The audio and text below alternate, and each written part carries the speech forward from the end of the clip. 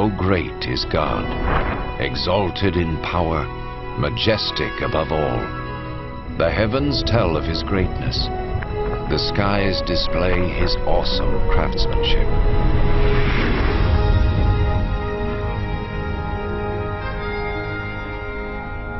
Day after day they continue to speak. Night after night they make him known. In creating the heavens, God also created the earth and formed man from the dust of the ground and breathed into his nostrils the breath of life.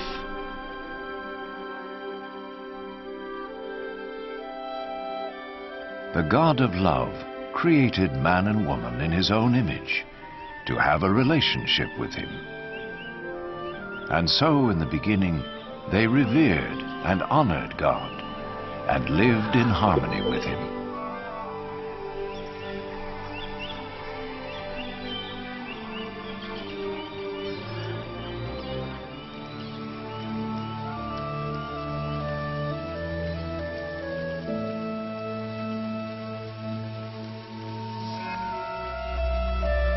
This continued until one day Satan tempted the woman to eat the forbidden fruit, and she gave it to the man, who also ate.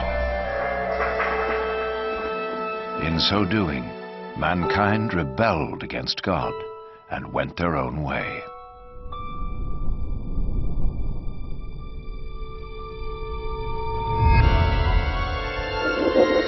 As a result of this sin, mankind was separated from God and was thrown out of the Garden of Eden.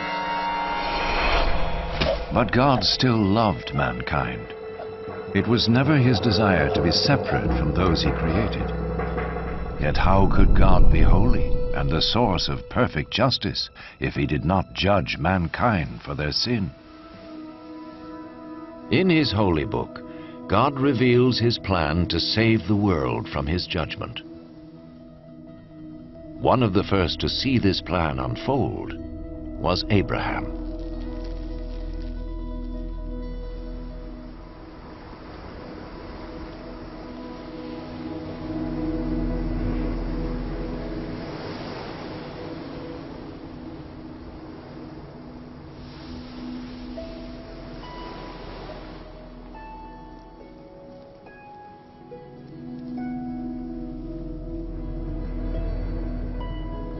Abraham was a righteous man, whom God promised to bless and make his descendants as numerous as the sand of the sea and the stars of the sky.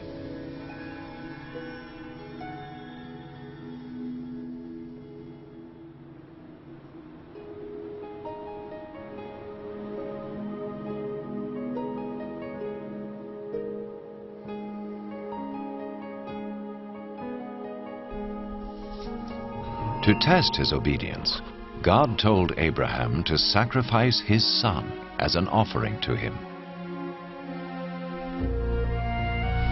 Abraham trusted God and sought to obey him.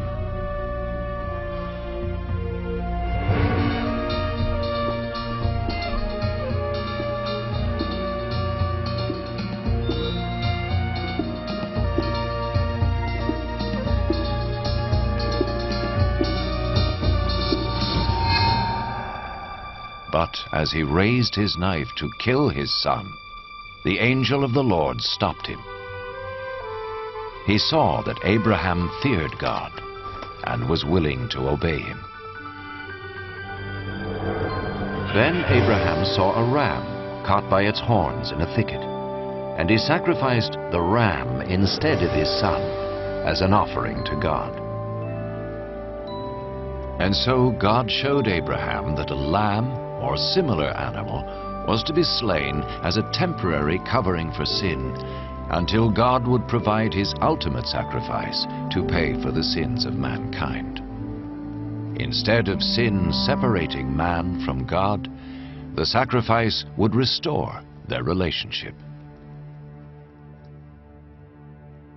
The Holy Scriptures speak of one who was to come and be the ultimate sacrifice for the sins of the world, As the ram took the place of Abraham's son, so this one who would come would take man's place, so he could be forgiven. Some refer to this person as the Messiah, the one who would come and reconcile the world back to God once and for all.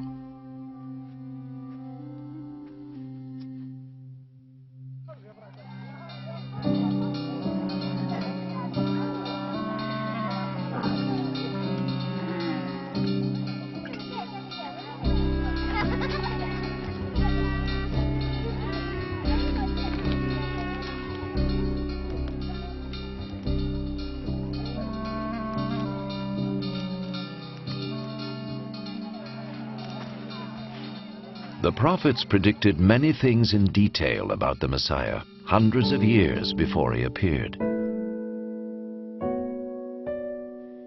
The prophet Isaiah foretold that his birth was to be a miraculous one.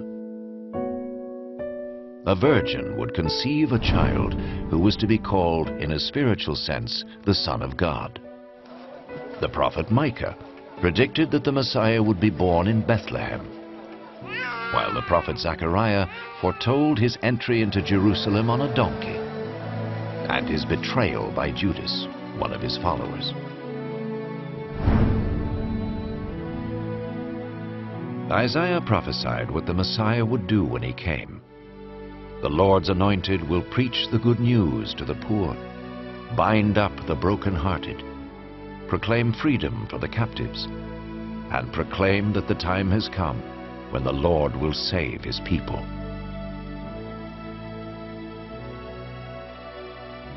So who was the Messiah? In the 1st century, a prophet came called Jesus.